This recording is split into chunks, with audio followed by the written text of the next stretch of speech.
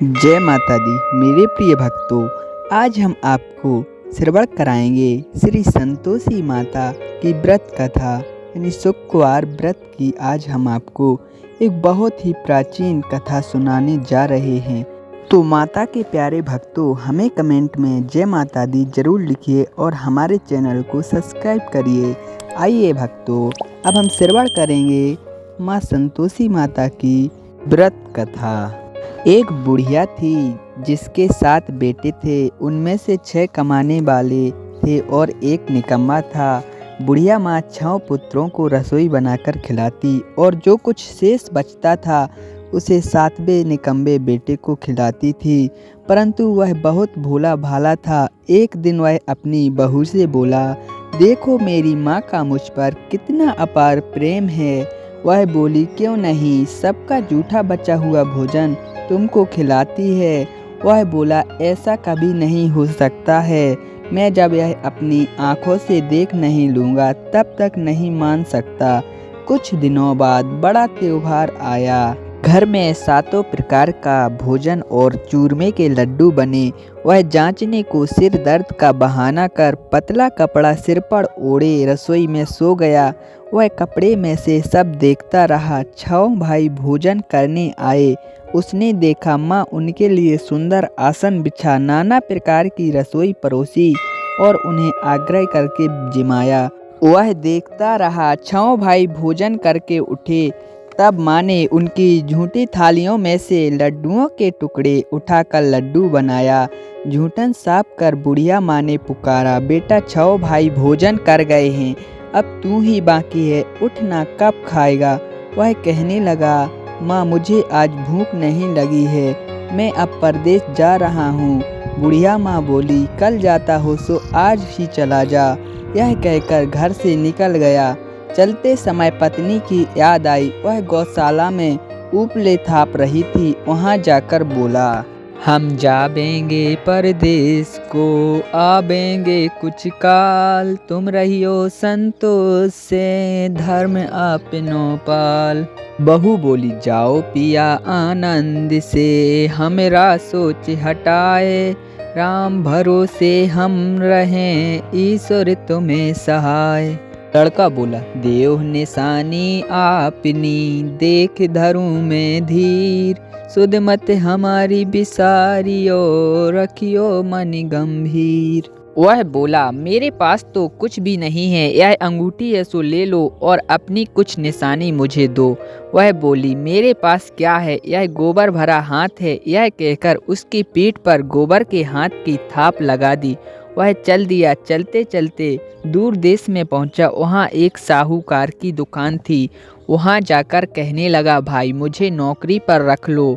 साहूकार को आदमी की ज़रूरत थी। वह बोला, रह जाओ। लड़के ने पूछा, तनख्वाह क्या दोगे? साहूकार ने कहा, काम देखकर दाम मिलेंगे। साहूकार को नौकरी मिली। वह सवेरे से शाम तक नौकरी बजाने लगा। थोड़े दिनों में दुकानदार के 7-8 नौकर थे। वे सब चक्कर खाने लगे कि यह बहुत होशियार बन गया है। सेठ ने उसका काम देख 3 महीने में ही उसे आधे मुनाफे का हिस्सेदार बना लिया।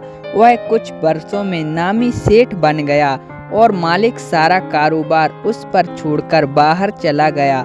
अब बहू पर क्या बीती सो सुनो। सास ससुर इसे दुख देने लगे। सारी गृहस्थी का काम करावें, उसे लकड़ी लेने जंगल में भेजें। इतने पर भी घर में जो भूसी निकलती थी उसकी रोटी बनाकर रख दी और फूटे नारियल की नरेली में पानी। इस प्रकार दिन गुजरते रहे। एक दिन वह लकड़ी लेने जा रही थी कि रास्ते में बहुत सी स्त्रियां संतोषी माता का व्रत करती मिल गईं। उन्हें देखकर वह वहां खड़ी होकर कथा सुनने लगी और पूछने लगी, हे बहनों, तुम किस देवता का व्रत कर रही हो? इसके करने से क्या फल मिलता है? मुझे भी विस्तार पूर्वक बताइए। व्रत करने की क्या विधि है? तब वह स्त्रियां बोली, सुनो, यह संतोषी माता का व्रत है। इसके करने से निर्धनता और दरिद्रता का नाश होता है। लक्ष्मी घर में आती है और मन की चिंताओं का नाश होता है। घर में सुख आने से मन को प्रसन्नता और शांति मिलती है। निपुत्री को पुत्र मिले, स्वामी बाहर गया हो तो शीघ्र लौट आवे, कुंवारी कन्या को मनपसंद वर मिले, राज दरबार में बहुत दिनों से मुकदमा चल रहा है तो शीघ्र ही खत्म हो जावे। ग्रह क्लेश की निवृत्ति हो, सुख शांति आवे, घर में धन जमा हो, पैसा व जायदाद का लाभ हो, रोग दूर हो जावे तथा और जो भी मन में कामना है वह सब इस संतोषी माता की कृपा से पूरी हो जाती है, इसमें कोई संदेह नहीं है। तब वह पूछने लगी, यह व्रत कैसे किया जाता है, यह भी बता दो बहन, आपकी बड़ी कृपा होगी। वह स्त्रियां कहने लगीं, सवाए हिसाब का गुड़ और चना लेना और श्रद्धा न हो तो सवा पैसे का ही लेना या सवा रुपये का सहूलियत के अनुसार लेना, बिना परेशानी श्रद्धा और प्रेम से जितना बन सके सवाया लेना। प्रत्येक शुक्रवार को निराहार रहकर कथा कहना या सुनना, परंतु इसके बीच में क्रम नहीं टूटे, लगातार नियम पूर्वक करना। सुनने वाला कोई न मिले तो घी का दीपक जला उसके आगे जल के पात्र को सामने रखकर कथा कहना, परंतु नियम ना टूटे। जब तक कार्य सिद्ध ना हो तब तक नियम का पालन करते रहना और कार्य सिद्ध हो जाने पर व्रत का उद्यापन करना। 3 माह में माता फल पूरा करती हैं। यदि किसी के ग्रह खोटे हों तो भी माता 1 वर्ष में कार्य सिद्ध कर ही देती हैं। फल सिद्ध होने पर उद्यापन करना चाहिए, बीच में उचित नहीं है। उद्यापन 2.5 किलो आटे का भोजन तथा इसी परिणाम से खीर और चने का साग करना चाहिए। 8 लड़कों को भोजन कराना चाहिए। जहाँ तक हो सके देवर जेठ भाई बंधु के हों और कुटुंब के ना मिले तो रिश्तेदारों और पड़ोसियों के लड़कों को भोजन कराना। उन्हें भोजन कराकर यथाशक्ति कुछ वस्तु दें, पैसा रुपया ना दें। उस दिन घर के बाहर कोई भी खटाई ना खाने पावे। यह सुन बुढ़िया के लड़के की बहू चल दी। रास्ते में लकड़ी के बोझ को बेच दिया और उन पैसों का गुड़ और चना ले माता के व्रत की तैयारी की। आगे चली और सामने मंदिर देखकर पूछने लगी, यह किसका मंदिर है? लोग कहने लगे, संतोषी माता का मंदिर है यह सुन माता के मंदिर में जा माता के चरणों में लौटने लगी और बोली, मैं दीन हूँ। विनती करने लगी, माता मैं निपट मूर्ख हूँ, व्रत के नियम कुछ नहीं जानती, मैं बहुत दुखी हूँ। हे माता जगत जननी, मेरा दुख दूर करो, मैं तेरी शरण हूँ। माता को दया आई। एक शुक्रवार बीता के दूसरे शुक्रवार को ही उसके पति का पत्र आया और तीसरे को उसका भेजा हुआ पैसा। यह देख जेठ जेठानी मुँह सिकोड़ने लगे, इतने दिन में इतना पैसा आया, इसमें क्या बड़ाई है? लड़के ताने देने लगे। काकी के पास अब पत्र आने लगे, रुपया आने लगा। अब काकी की खातिर बढ़ेगी। अब काकी बोलने पर भी नहीं बोलेगी। बेचारी सरलता से कहती है, भैया पत्र आवे रुपया आवे तो हम सबके लिए अच्छा है। ऐसा कहकर आंखों में आंसू भरकर संतोषी माता के मंदिर में जा मातेश्वरी के चरणों में गिरकर रोने लगी। माँ मैंने तुमसे पैसा कब मांगा है? मुझे पैसे से क्या काम है? मुझे तो अपने सुहाग से काम है। मैं तो अपने स्वामी के दर्शन और सेवा मांगती हूँ। तब माताजी ने प्रसन्न होकर कहा, जा बेटी तेरा स्वामी आएगा। यह सुन खुशी से बावली हो घर में जा काम करने लगी। अब संतोषी माँ विचार करने लगी, इस भोली पुत्री को मैंने कह तो दिया कि तेरा पति आएगा, पर आएगा कहाँ से? वह तो इसे स्वप्न में भी याद नहीं करता। उसे याद दिलाने के लिए मुझे जाना पड़ेगा। इस तरह माताजी उस बुढ़िया के बेटे के पास जा स्वप्न में प्रकट हो कहने लगी, साहूकार के बेटे सो रहा है या जागता है? वह कहने लगा, माता सोता भी नहीं जागता भी नहीं हूँ, बीच में ही हूँ, कहो क्या आज्ञा है? माँ कहने लगी, तेरे घर बार है या नहीं? वह बोला, मेरा सब कुछ है माता, माँ बाप है, भाई बहन है, बहू है, क्या कमी है? माँ बोली, भोले पुत्र तेरी बहू घोर कष्ट उठा रही है।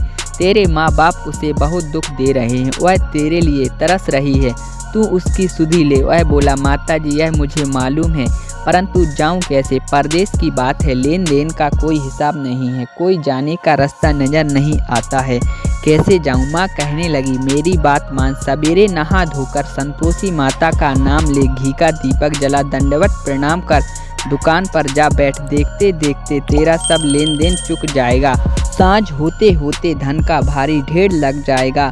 अब वह सवेरे बहुत जल्दी उठ भाई बंधु से अपने सपने की बात कहता है। वे सब उसकी अनसुनी कर दिल लगी उड़ाने लगे।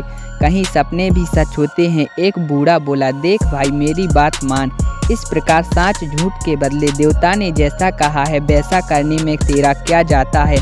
अब बूढ़े की बात मानकर वह नहा धोकर संतोषी माता को दंडवत प्रणाम कर घी का दीपक जला, दुकान पर जा बैठता है। थोड़ी देर में क्या देखता है कि देने वाले रुपया लाने लगे।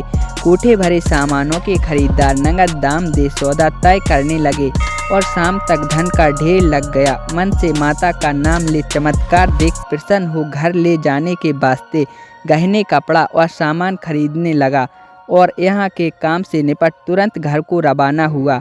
वहाँ बहू बेचारी जंगल में लकड़ी लेने जाती है और लौटते समय माता जी के मंदिर में विश्राम करती है, क्योंकि वह तो उसके रुकने का स्थान ठहरा। धूल उड़ती हुई देख वह माता जी से पूछती है, हे माता, यह धूल कैसे उड़ रही है? माँ कहती है, हे पुत्री, तेरे पति आ रहे हैं आज। अब तू ऐसा कर कि लकड़ियों के 3 बोझ बना ला। एक नदी के किनारे रख और दूसरा मेरे मंदिर पर और तीसरा अपने सिर पर रख। तेरे पति को लकड़ी का गट्ठा देखकर मोह पैदा होगा, तब वह यहाँ रुकेगा और भोजन बना खाकर माँ से मिलने जाएगा। तब तू लकड़ियों का बोझ उठाकर जाना और बीच चौक में गट्ठा डालकर 3 आवाज़ें जोर से लगाना कि सासू जी लकड़ियों का गट्ठा लो और भूसी की रोटी व नारियल के खोपड़े में पानी दो। आज कौन मेहमान आया है? बहुत अच्छा माता जी, बहुत अच्छा। ऐसा कहकर वह प्रसन्न हो लकड़ियों के 3 गट्ठा ले आई और एक नदी पर एक माता जी के मंदिर पर रखा। इतने में ही मुसाफिर आ पहुंचा। लकड़ी सूखी देख उसकी इच्छा उत्पन्न हुई कि आज अब यहीं निवास करें और भोजन बना खा पीकर गांव को जाएं। इस प्रकार रुककर भोजन बना विश्राम करके वहां गांव को गया।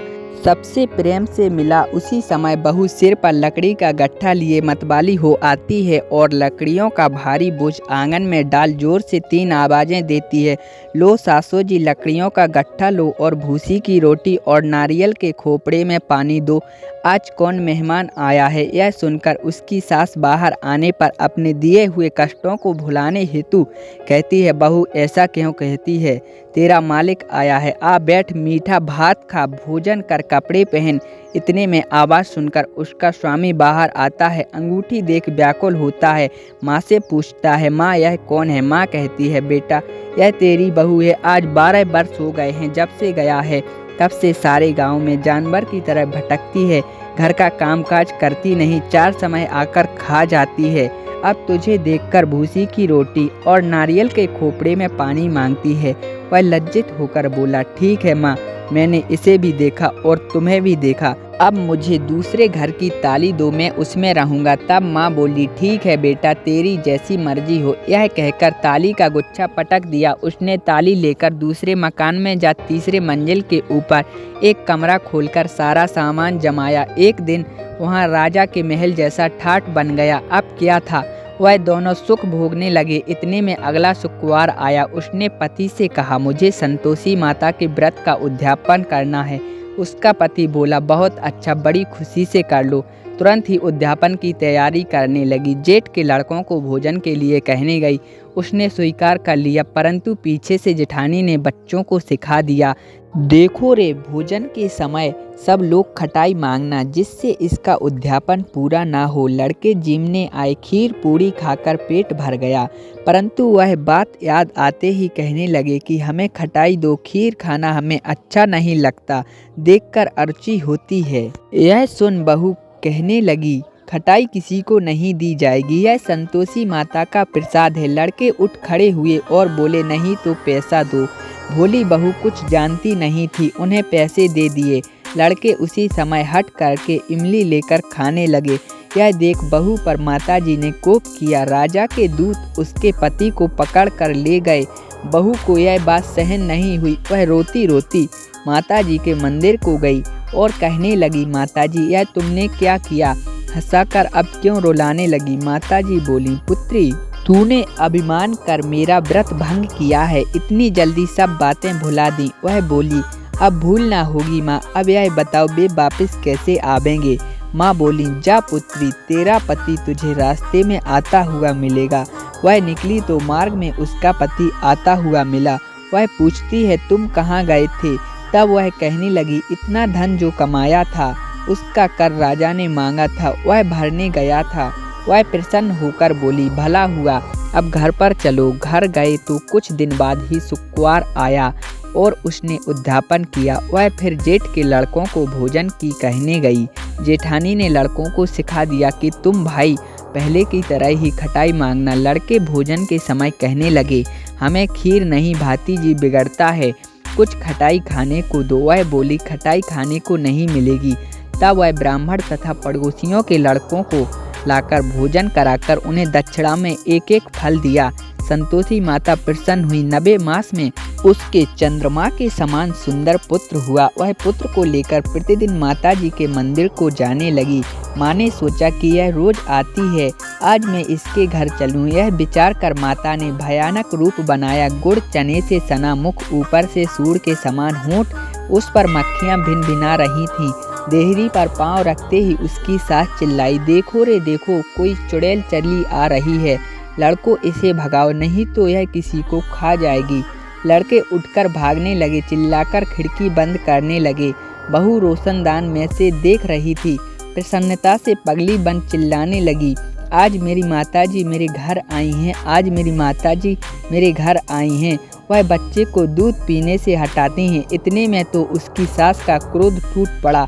इतने में माँ के प्रताप से लड़के ही लड़के नजर आने लगे। वह बोली, माँ जिसका मैं व्रत करती हूँ यह वही संतोषी माता है। इतना कहकर झट से सारे घर के किवाड़ खोल दिए। सबने माताजी के चरण छुए। इस प्रकार माताजी प्रसन्न हुई। उस सास बहू को प्रसन्न होकर माताजी ने जैसा फल दिया वैसा माता हम सबको दो। जो उसकी कथा को पढ़े उनके मनोरथ पूर्ण हो। बोलो संतोषी माता की जय।